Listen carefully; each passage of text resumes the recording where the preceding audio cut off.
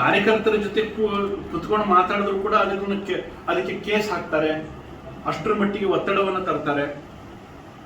ಇಡೀ ಕರ್ನಾಟಕದ ಆಡಳಿತದ ಪರಿಸ್ಥಿತಿ ಇವತ್ತು ಸತ್ತು ಹೋಗಿದೆ.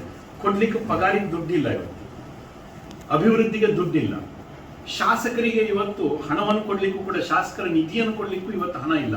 ಅದನ್ನು ಮುಚ್ಚಿಟ್ಕೊಳ್ಳಿಕ್ಕೆ ಈ ರೀತಿ ದೊಂಬರಾಟವನ್ನು ಇವತ್ತು ಸಿದ್ದರಾಮಯ್ಯನವರು ಮಾಡ್ಲಿಕ್ಕೆ ಹೊರಟಿರ್ತಕ್ಕಂಥದ್ದು. ಇಡೀ ಕರ್ನಾಟಕದ ಆರ್ಥಿಕ ಪರಿಸ್ಥಿತಿಯ ಬಗ್ಗೆ ಶ್ವೇತಪತ್ರವನ್ನು ನೀಡಬೇಕು. ಕರ್ನಾಟಕದ ಆರ್ಥಿಕ ಪರಿಸ್ಥಿತಿ ದಿವಾಳಿಯನ್ನು ಎದ್ದಿದೆ.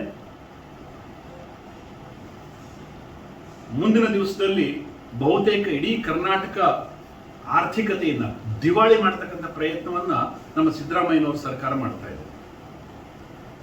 ಅದು ಪ್ರೂವ್ ಆಗ್ತಾ ಇದೆ.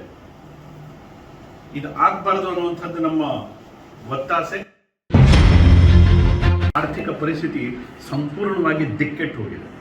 ಇದರ ಬಗ್ಗೆ ಕಾಂಗ್ರೆಸ್ ಸರ್ಕಾರ ಚುನಾವಣೆಗೆ ಮುಂಚೆ, ಲೋಕಸಭಾ ಚುನಾವಣೆಗೆ ಮುಂಚೆ ಶ್ವೇತಪತ್ರವನ್ನು ಬಿಡುಗಡೆ ಮಾಡಿ ಆರ್ಥಿಕ ಪರಿಸ್ಥಿತಿ, ಆಯ ವ್ಯಯ ಎಷ್ಟು, ಏನು ಪರಿಸ್ಥಿತಿ ಇದೆ, ಎಷ್ಟು ಮಂದಿಗೆ ಇವತ್ತು ಪಗಾರ ಕೊಡ್ಲಿಕ್ಕೆ ಆಗಲಿಲ್ಲ, ಆಸ್ ಆನ್ ಟುಡೇ ಅದು ಶ್ವೇತಪತ್ರವನ್ನು ಬಿಡುಗಡೆ ಮಾಡಲಿ ಕರ್ನಾಟಕದ ಜನರಿಗೆ ಗೊತ್ತಾಗಿದೆ ಇವರ ದುರಹಂಕಾರಿ ಆಡಳಿತ ಹೇಗೆ ನಡೆದಿದೆ.